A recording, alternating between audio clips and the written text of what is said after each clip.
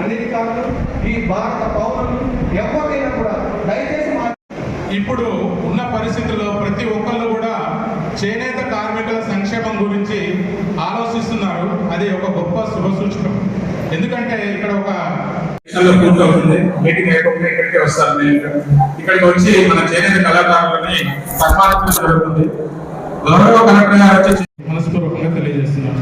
అదేవిధంగా ఇప్పుడు వాళ్ళకి 50 సంవత్సరాలకే చేనేత పెన్షన్ అందించడం జరుగుతుంది. ఈ వృత్తికి ఎంటర్ అవుతారు కాబట్టి వాళ్ళకి 40-50 సంవత్సరాలు వచ్చేసరికి ఒక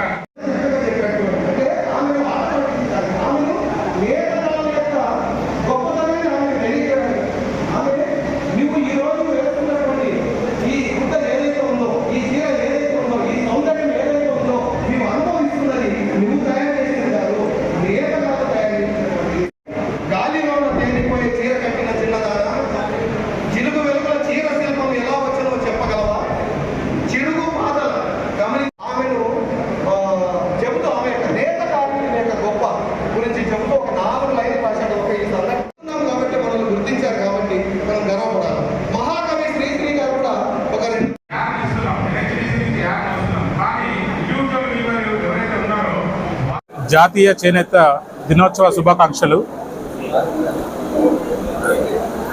ఈ యొక్క జాతీయ చేనేత దినోత్సవం అనేది మనకి 7వ తారీఖు నాడు, ఆగస్టు 7వ తారీఖు నాడే ఎందుకు జరుపుకుంటున్నామంటే, గౌరవ భారత ప్రధానమంత్రి గారు మన జాతీయోద్యమంలో స్వదేశీ మూవ్మెంట్ అనేది ఒకటి జరిగింది. అది ఆగస్టు 7వ తారీఖు నాడు కలకటాలో ప్రారంభించడం జరిగింది. ఆ దినాన్ని పురస్కరించుకొని ప్రతి సంవత్సరము 7వ తారీఖు ఆగస్టు నాడు జాతీయ చేనేత దినోత్సవం జరుపుకుంటున్నాము.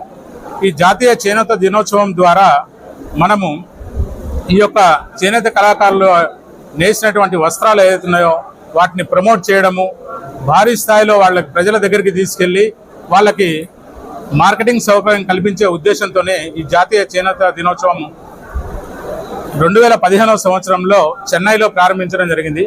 అప్పటి నుంచి ప్రతి సంవత్సరం కూడా మనము జాతీయ చేనేత దినోత్సవాన్ని ఆగస్టు 7వ తారీఖు నాడు జరుపుకుంటున్నాము. ఈ చేనేత కార్మికుల కోసము భారత ప్రభుత్వము, అదేవిధంగా రాష్ట్ర ప్రభుత్వము, నాబార్డు ద్వారా కానీ అనేక రకమైనటువంటి స్కీములు అందజేయడం జరుగుతుంది.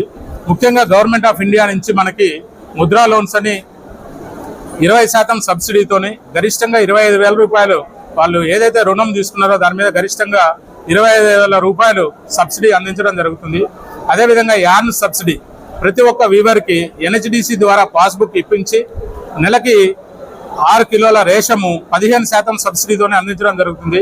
దీనివల్ల ప్రతి చేనేత కార్మికుడు 3,000 నుంచి 4,500 రూపాయల వరకు సబ్సిడీ పొందే అవకాశం ఉంది. ఈ సబ్సిడీ అమౌంట్ NHDC ద్వారా నేరుగా వాళ్ళ అకౌంట్లోకి జమ చేయడం జరుగుతుంది. అదేవిధంగా సహకార సంఘాలు ఇప్పుడు సహకార సంఘాలు ఏర్పడే ఆవశ్యకత చాలా ఉన్నది.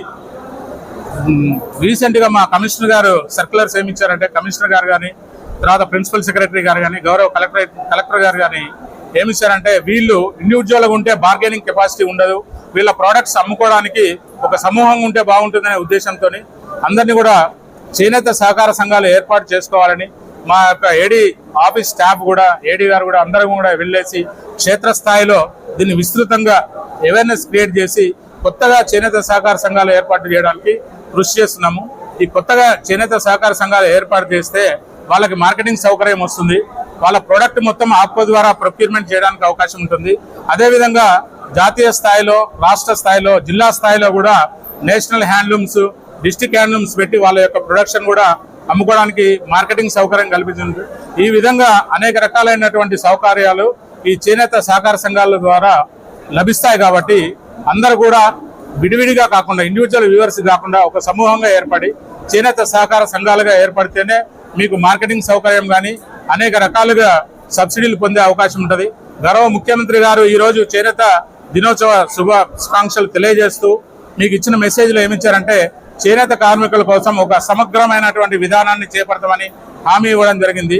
కాబట్టి ఈ చేనేత గురించి అందరూ ఆలోచిస్తున్నారు. కాబట్టి మనకి ముందు చాలా మంచి జరుగుతుందని, అనేక సంక్షేమ పథకాలు, సబ్సిడీలు లభిస్తాయని ఆశిస్తూ చేనేత దినోత్సవ శుభాకాంక్షలు, జాతీయ చేనేత దినోత్సవ శుభాకాంక్షలు మరొకసారి తెలియజేసుకుంటూ ధన్యవాదాలు తెలియజేస్తున్నాను. నమస్కారం.